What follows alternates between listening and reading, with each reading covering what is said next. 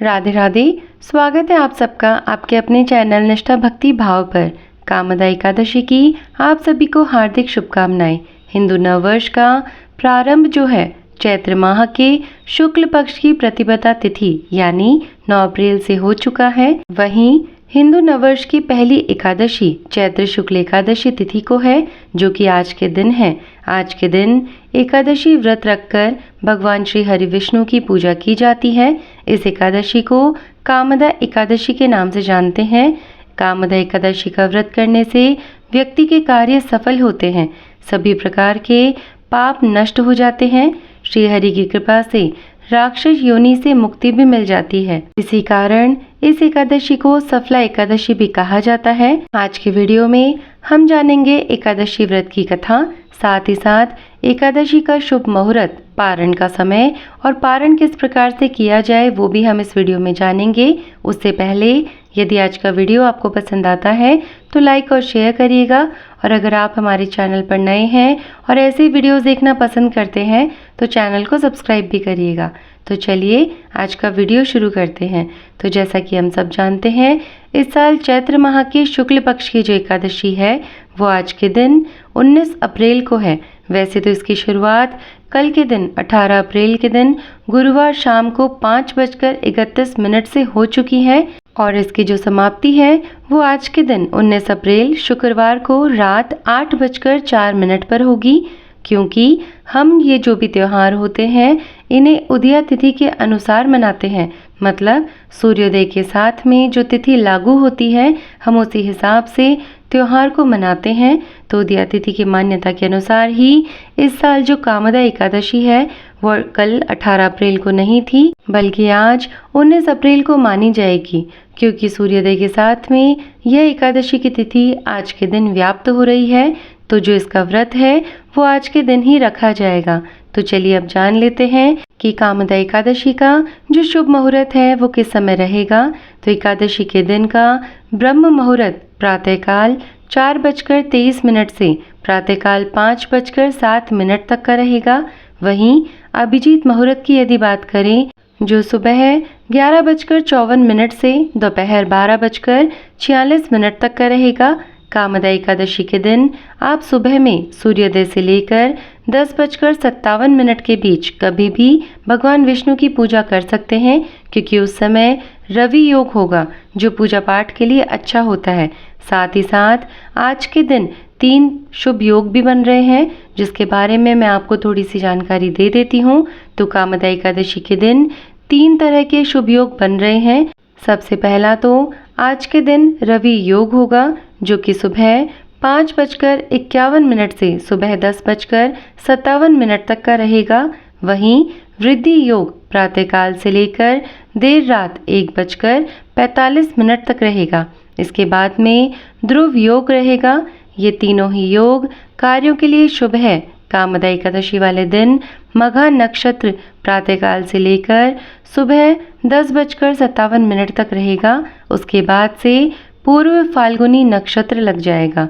जो लोग 19 अप्रैल को कामदा एकादशी का व्रत रखेंगे वे 20 अप्रैल को पारण करेंगे। पारण का समय मैं आपको बता देती हूँ, और साथ ही साथ पारण आपको किस प्रकार से करना है वो भी इस वीडियो में मैं आपको बताने वाली हूँ। तो सबसे पहली बात तो कि जो पारण का समय रहेगा वो अगले दिन मतलब कल के दिन 20 अप्रैल को सुबह 5:50 से लेकर सुबह 8:26 तक का रहेगा। कल के दिन द्वादशी तिथि का जो समापन है वो रात को 10:41 पर होगा। तो द्वादशी समापन से पूर्व ही आपको पारण कर लेना चाहिए। एकादशी का जो व्रत है उसे पूर्ण कर लेना चाहिए। तो चलिए अब इसी के साथ जानते हैं कि जो पारण होता है वो किस प्रकार से किया जाता है। तो जैसा कि आप जानते हैं, एकादशी का जो व्रत है भगवान विष्णु के निमित्त रखा जाता है। हर मास में एकादशी आती है और मास के अनुसार ही एकादशी व्रत का जो महात्म्य है वो बढ़ जाता है। एकादशी व्रत करने के लिए दशमी के दिन से ही व्रत के नियम लग जाते हैं, जो कि द्वादशी तक चलते हैं। दशमी से लेकर द्वादशी तिथि तक व्रत के नियमों का पालन यदि मनुष्य नहीं करते तो इससे उन्हें व्रत का पूरा पुण्य लाभ नहीं मिलता। ऐसे में हर किसी को यह जानना चाहिए कि कि व्रत के अगले दिन पारण करते हुए कोई भी आप गलती ना करें। एकादशी पर नियम और संयम के साथ व्रत रखकर भगवान विष्णु की उपासना करने के बाद अगले दिन द्वादशी तिथि पर पारण में खास चीजों का ही सेवन करने का विधान है। इस व्रत के पारण में कुछ विशेष चीजों का प्रयोग करने से आपका जो व्रत है उसका संपूर्ण फल प्राप्त होता है और देवतागण भी प्रसन्न होते हैं। तो चलिए जानते हैं वो कौन सी चीजें हैं जिनका आपको सेवन करना है और कौन सी बातें हैं जिनका आपको ध्यान रखना है। तो सबसे पहली बात तो कि भगवान विष्णु को तुलसी बेहद प्रिय है और उनकी पूजा में यदि तुलसी ना हो तो वह पूजा या भोग वह ग्रहण नहीं करते। इसलिए भगवान विष्णु के किसी भी व्रत में तुलसी का प्रयोग जरूर करें और एकादशी व्रत के पारण के लिए भी आप तुलसी पत्र को अपने मुख में डालकर रख सकते हैं। आंवले के पेड़ पर भी भगवान विष्णु का वास माना जाता है, इसलिए आंवले का भी विशेष महत्व होता है। एकादशी व्रत का पारण यदि आंवला खाकर किया जाता है तो यह अखंड सौभाग्य, आरोग्य और संतान सुख की प्राप्ति के लिए बहुत ही ज़्यादा विशेष हो जाता है। एकादशी व्रत के पारण पर चावल खाना ज़रूरी माना गया है। एकादशी व्रत के दिन चावल खाना वैसे मना होता है, लेकिन एकादशी के पारण में जो द्वादशी का दिन है उस दिन चावल खाना उत्तम माना जाता है। मान्यता है कि एकादशी के दिन चावल खाने से प्राणी रेंगने वाले जीव की योनि में जन्म पाता है, लेकिन यदि द्वादशी को चावल खाकर व्रत का पारण किया जाए तो इस योनि से उसको मुक्ति मिल जाती है।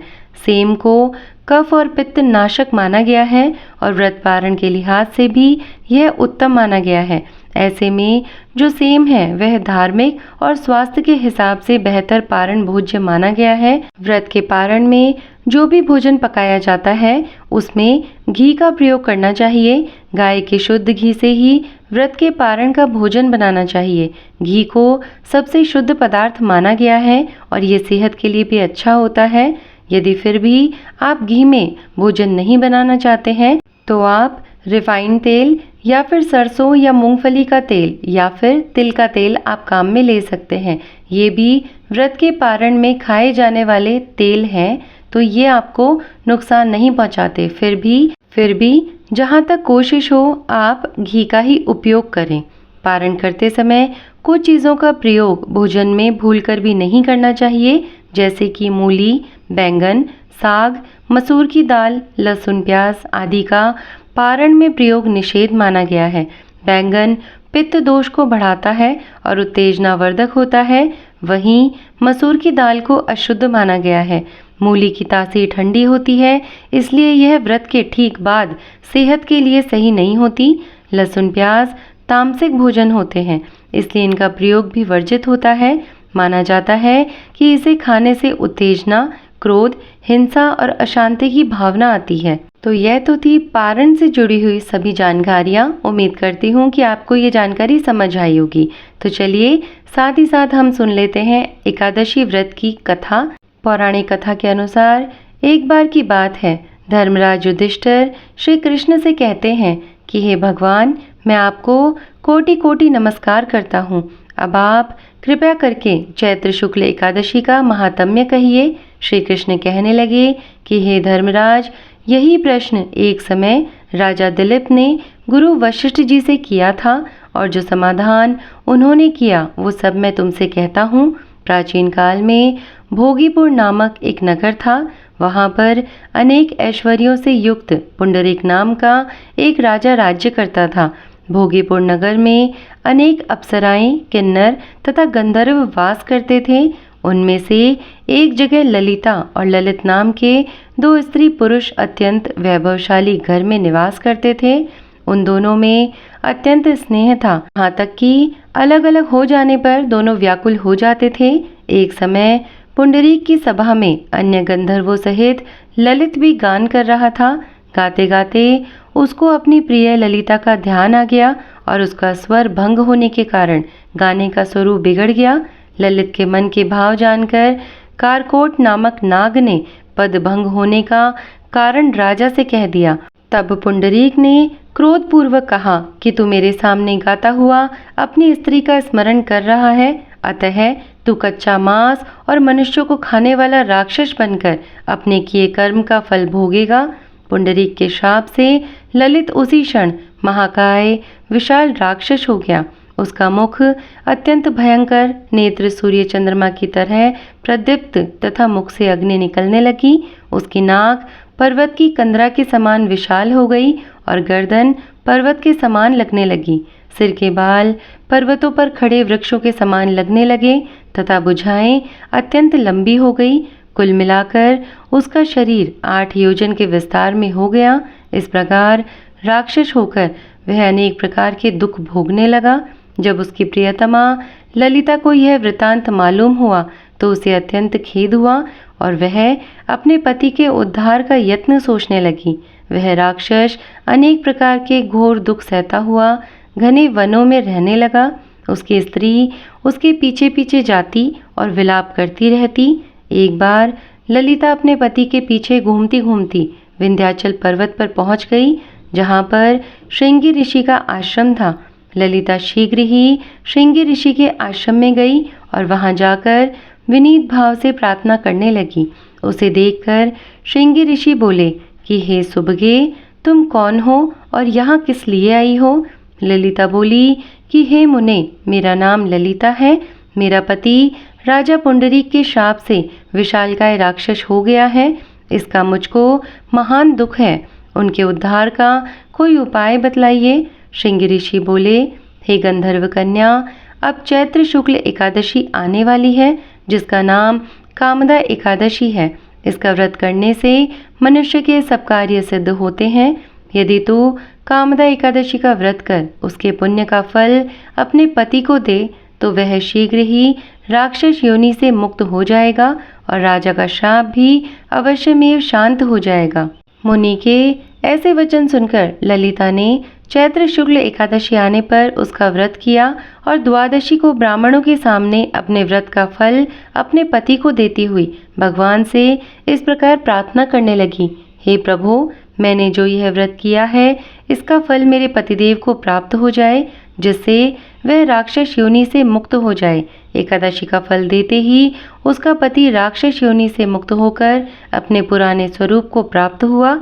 फिर अनेक सुंदर वस्त्र आभूषणों से युक्त होकर ललिता के साथ विहार करने लगा। उसके पश्चात वे दोनों विमान में बैठकर स्वर्ग लोक को चले गए।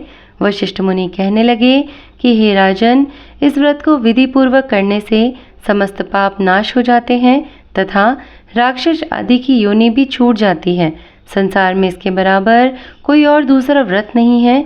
इसकी कथा पढ़ने या सुनने से वाजपेयी यज्ञ का फल प्राप्त होता है। तो इस प्रकार यह पौराणिक कथा संपन्न हुई। उम्मीद करती हूँ कि आज की ये कथा और ये जानकारी जो मेरे द्वारा आप सभी को दी गई है ये आप सभी को पसंद आई होगी। आज का वीडियो अच्छा लगा हो तो लाइक और शेयर करिएगा और यदि आप हमारे चैनल पर नए हैं तो चैनल को सब्सक्राइब भी करिएगा, क्योंकि मैं अपने चैनल पर इसी प्रकार के वीडियोस लाती रहती हूँ जिससे कि मैं आपको धार्मिक जानकारियाँ प्रदान करती रहूँ। तो उम्मीद करती हूँ कि आप मेरे साथ ऐसे ही बने रहेंगे। तो आज के लिए इतना ही। मैं मिलती हूँ आपसे फिर अगले वीडियो के साथ में। तब तक के लिए धन्यवाद। राधे राधे।